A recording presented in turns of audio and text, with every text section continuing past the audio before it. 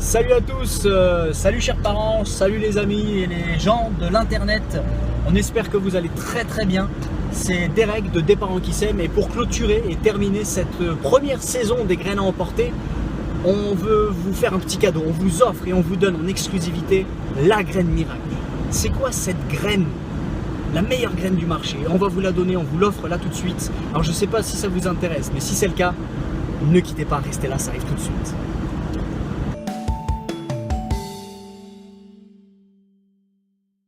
Et oui, vous l'avez entendu, c'est notre dernier épisode des graines à emporter, saison 1. Restez jusqu'à la fin parce qu'on va vous donner un petit scoop pour la saison 2 qui va commencer d'ici quelques semaines.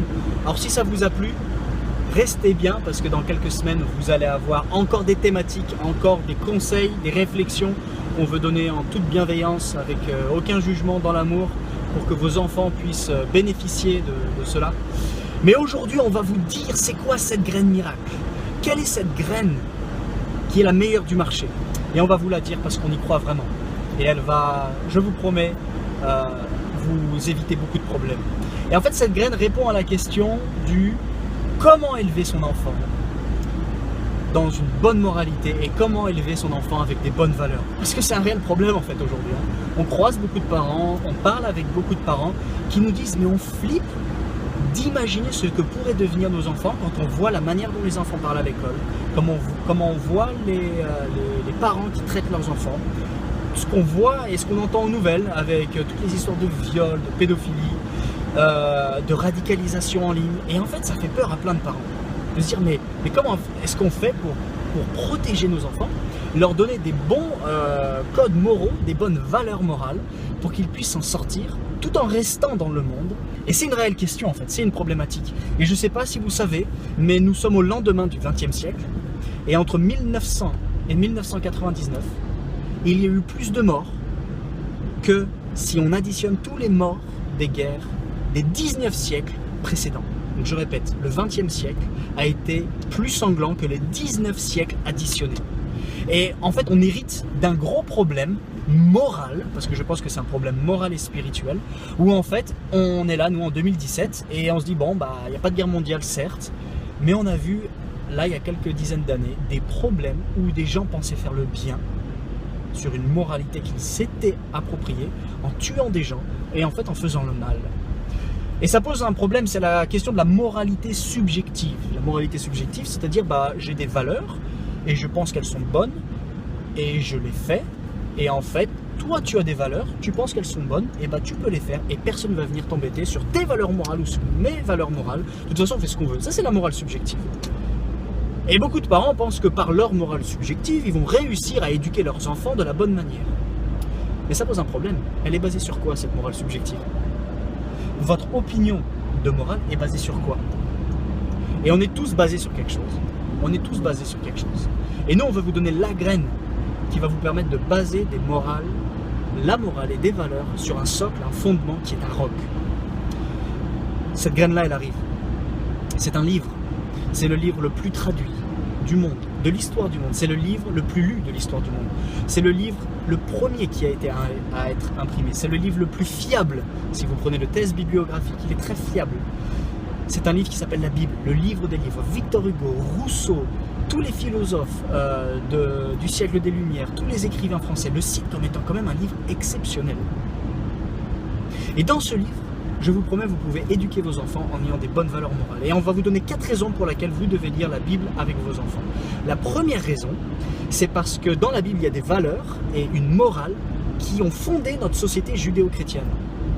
Dans la Bible, il y a des valeurs et de la morale qui ont fondé notre société judéo-chrétienne. Dans la Bible, voler, c'est pas bien. Mentir, c'est pas bien. Être infidèle, c'est pas bien. Être fidèle et aimer de manière inconditionnelle, ça, c'est bien. Et vous pouvez dire, ouais, je crois en ça. Si vous y croyez, c'est qu'en fait, vous croyez en ce que la Bible enseigne, tout simplement. Donc, première raison pour laquelle cette graine est la graine miracle, c'est parce qu'elle a fondé notre société. Et même si notre société aujourd'hui reflète peu la Bible, attention, on est en train progressivement de s'en éloigner, je crois que nous avons des bribes qui restent, mais notre société est quand même basée sur des lois judéo-chrétiennes. La deuxième raison pour laquelle cette graine est une graine miracle, c'est parce qu'il y a plein d'histoires dedans. Plein d'histoires. Et les enfants aiment les histoires. Moi, j'aime les histoires. Ma femme aime les histoires.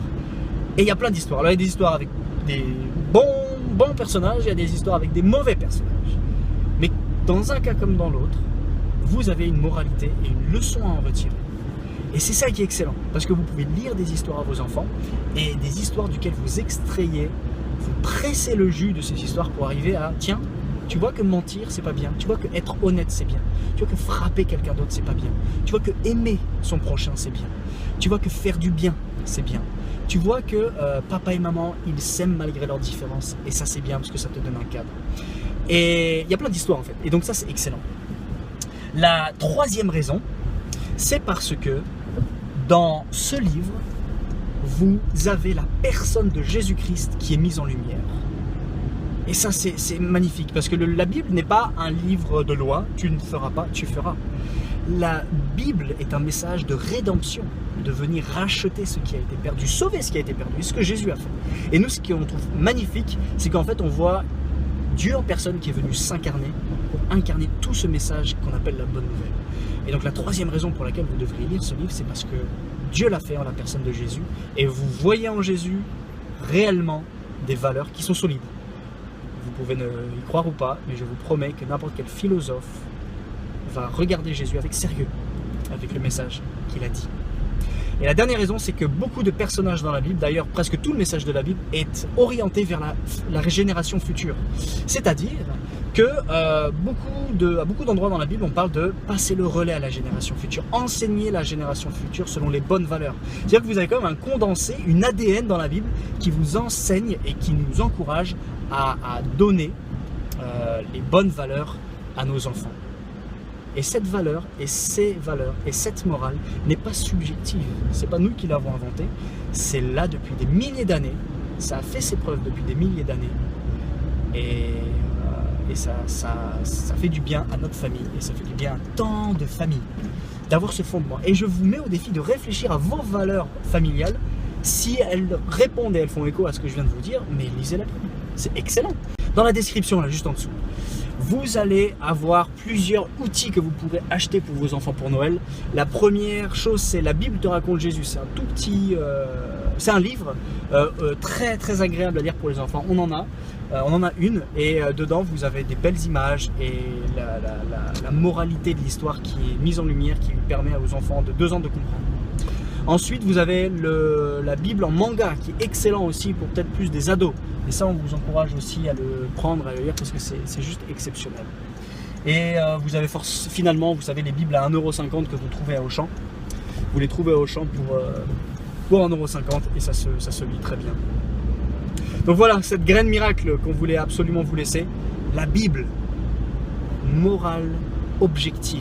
Et en fait, comme on vous l'avait dit, vous deviez rester jusqu'à la fin pour avoir le scoop de la journée. Alors voilà, on est arrivé à la maison, on avait commencé il y a 11 épisodes où je sortais de là pour aller au travail, et là je rentre tout juste du travail, et en fait vous allez pouvoir venir avec moi là, tout de suite pour avoir peut-être le scoop sur la saison 2.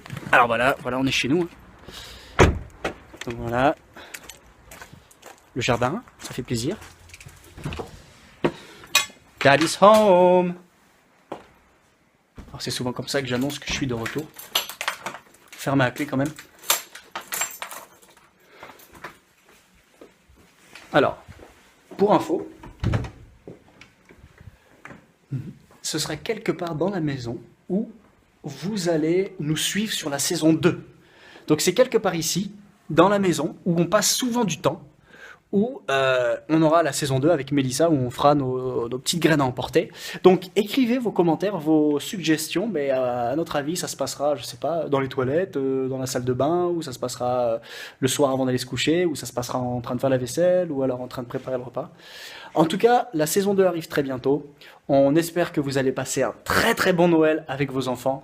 En tout cas, très bonne fin de journée à vous et joyeux Noël en avance à tout le monde. On est super content de vous voir chaque semaine, que vous nous suiviez aussi.